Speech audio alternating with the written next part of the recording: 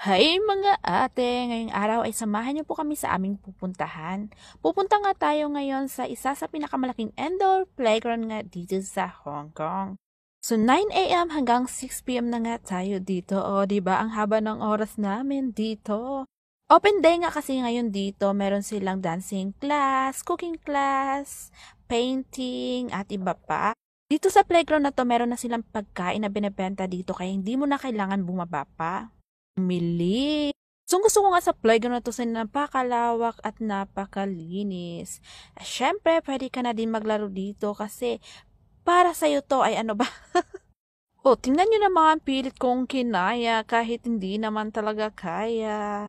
Siyempre habang nagbabantay pa ako sa aking alaga, naglaro na nga din ako para hindi nga ako maboryo.